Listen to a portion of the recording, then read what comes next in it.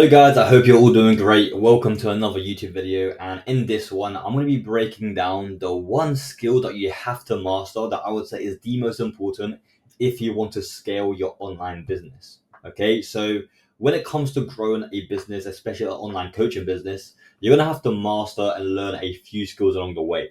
So some of the skills are going to include content creation, social media growth, marketing, messaging, sales. Okay, you need to learn content creation to create viral content. You need to learn social media growth to grow an online audience.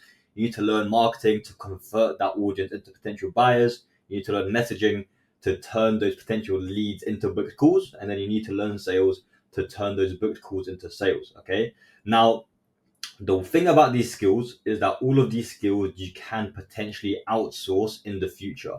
Whereas this one skill, which I'm going to show you guys in a second, you can't outsource. You need to learn how to do this yourself. And that's why I do believe it is one of the most important skills if you want to scale your business.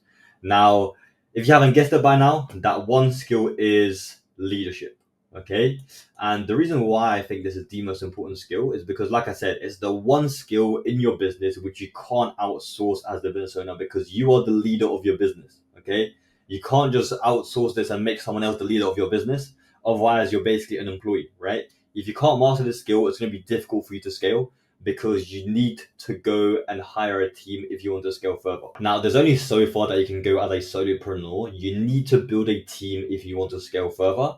And once you master this skill, you understand how to hire the right people, you understand how to delegate, you understand how to motivate your team, you understand how to build a strong team culture, you understand how to guide them, how to teach them, how to manage them.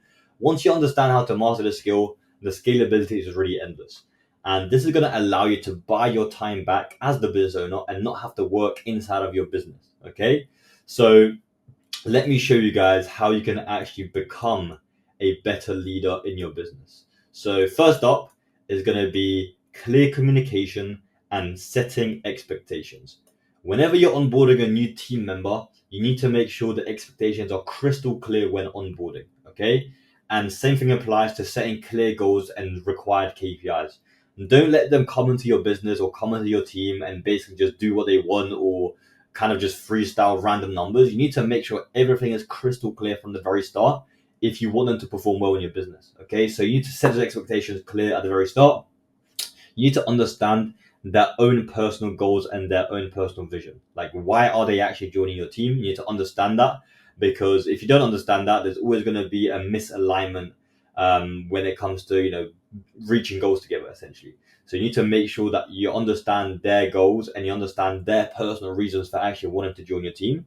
And that will basically tell you if this person is in your team for the short term because they want to learn some skills, because they want to earn a paycheck, or if they actually want to be a long-term member inside of your team, and you can actually train them for that and understand that that is something they want to do. And by understanding these personal goals and visions for each team member, it's going to allow you to actually build a strong team for the long term and not just hiring people that come and go every couple of months, because that's not really what you want when it comes to building a team for your business. And then last but not least, having daily, weekly, or even a monthly check-in. You need to be checking up on your team. You can't expect them to just do everything for you without any check-in, without any kind of accountability.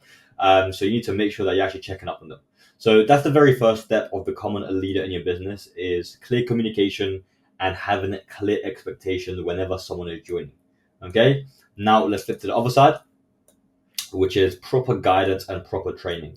So you need to have accountability systems in place, which are going to allow you to just help track people's progress easier and allow them to basically be accountable with whatever they need to be doing on a daily basis. Give them access to your course/training materials, especially if this is a setter or a closer.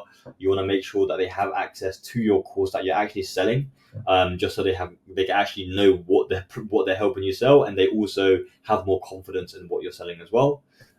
Give them live training sessions. Make sure you're giving them the training they need, and also make sure that you're tracking their data. This is probably one of the most important things, because without clear data tracking systems in place, you're not going to know what's going on. You're not going to know if they're actually doing what they need to be doing, and they're not going to know if they know what they need to be doing.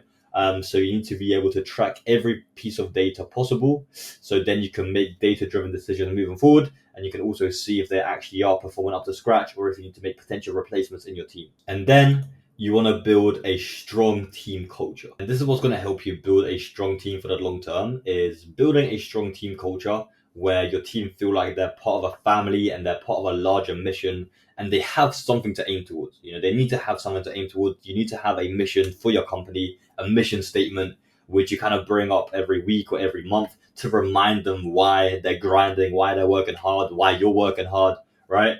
This is what's going to help you and your team just push forward every day. So part of building a team culture is essentially building a culture where you basically set rules and expectations of how your team is going to behave when no one is watching. That is essentially what building a team culture is all about, is how is your team going to behave when you're not there in their corner, or you're not there on a call with them every day. Like, this is what's going to come down to. So what are their values, their empathy, their loyalty, speed of executing tasks, do they go the extra mile / working overtime. Now, this is one of the biggest things which I look at, especially when hiring a team member for the first time, is, do they go the extra mile, or do they just do the bare minimum just so I'm satisfied as a business owner?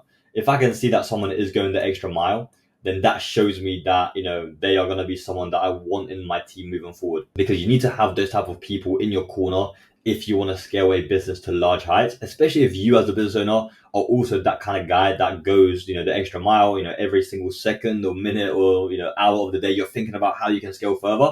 You need to have a team that's going to be on that same wavelength as you, because if you're the business owner and you're really, grinding every single day, trying to scale the business, and then your team is just chilling there, doing the bare minimum every day, just so you're satisfied, then that's probably not going to work in the long term. You need to have people that are aligned with your vision and your goals and the way that you work. If you're someone that has, a clearer structure, you have certain things you hit, then fair enough, you might not be looking for this. But if you are the type of person that goes extra mile, really works overtime to make things work, then you want to find other people that are the same as you. So yeah, you need to be building that team culture, make sure the vision is clear, and make sure that you have some of these things in place. Another thing I want to touch on as well is loyalty. Okay, if you do find someone that's already been in a lot of different businesses, then that is automatically a big red flag for me, myself personally, because that shows me that those people just bounce around from business to business model. And if you are looking for a short-term team member, then that could be a good fix. But if you are looking to build a long-term team, then seeing someone that's worked for so many different businesses back in the day would be a red flag for me personally. So I would look out for that. Empathy. This is basically just how they react to certain things. If they're empathetic, if they're caring, if they show that they really care about the business, and then other basic values such as do they believe in God?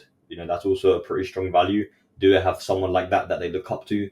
Do they go gym? Do they value themselves? Do they value their body? Do they have strong relationships with their friends, their family? These are all things on a deeper level which you need to find out about your team members before they join your team.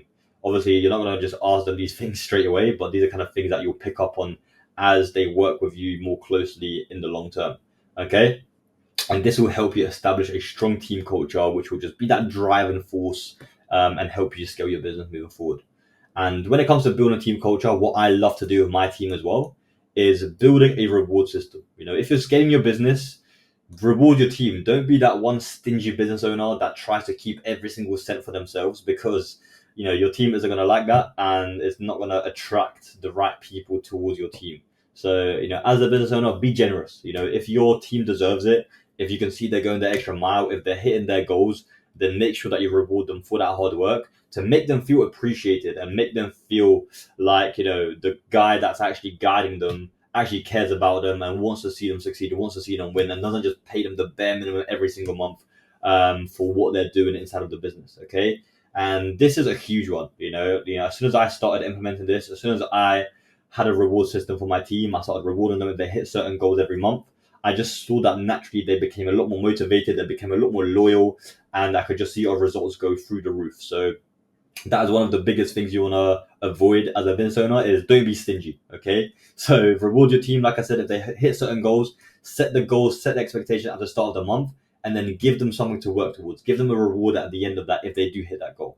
Now, if they don't hit their goals, then of course don't reward them, because then they'll get comfortable, right? They'll think that, oh, I can just do the bare minimum, or I can underachieve and I'll still get rewarded in the end. So that is one thing you don't want to do, is have that balance where if they do hit goals, if they do overachieve, reward them. But if they don't, then don't give them anything extra, because of course that's just going to make them too comfortable moving forward.